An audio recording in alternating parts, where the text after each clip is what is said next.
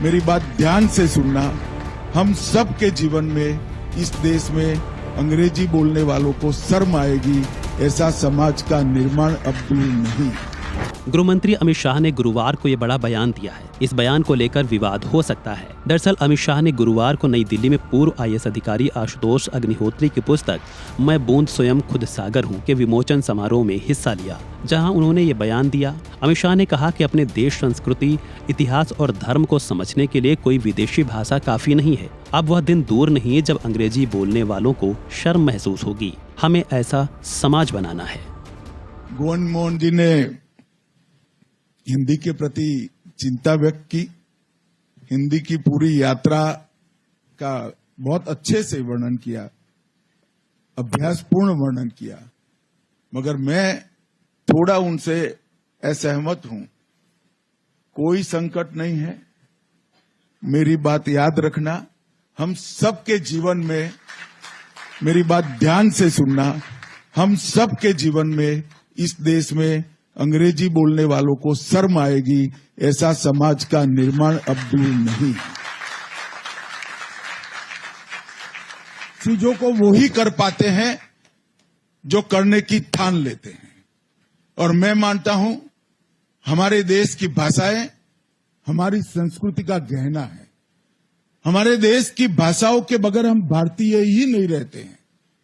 हमारा देश, इसका इतिहास, इसकी संस्कृति, ये हमारा धर्म, इसको समझना है तो कोई विदेशी भाषा में नहीं समझा सकती। आधी अधूरी विदेशी भाषाओं से संपूर्ण भारत की कल्पना नहीं हो सकती। वो केवल और केवल भारतीयता से हो सकती है, भारतीय भाषा से हो सकती है।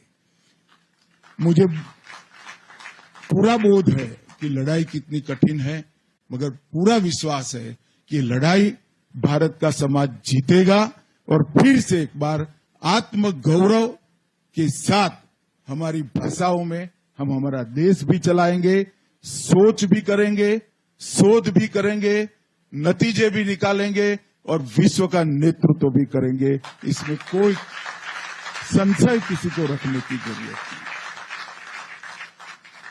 मित्रों, मोदी जी ने अमृतकाल के लिए पंच प्राण की नींव रखी है।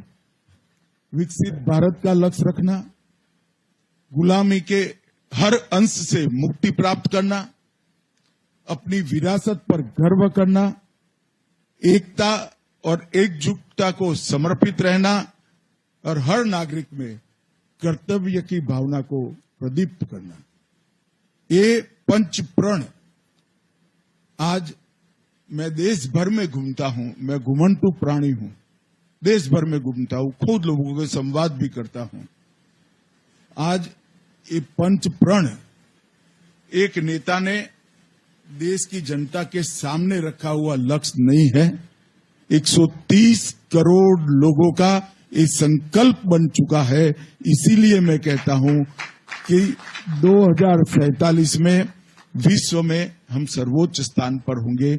इसमें हमारी भाषाओं का बहुत बड़ा योगदान भी होगा, और हमारी भाषाएं न केवल भारत, विश्व कल्याण के लिए भी उपलब्ध कराने में तकनीक के आधार पर हम सफल होंगे।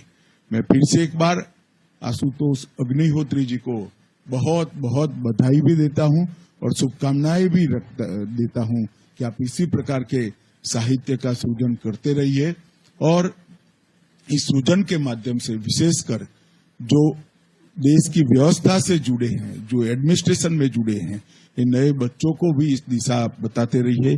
ऐसी मेरी शुभकामना देकर मेरी वाणी को विराम देता हूं। धन्यवाद। Subscribe to One India and never miss an update.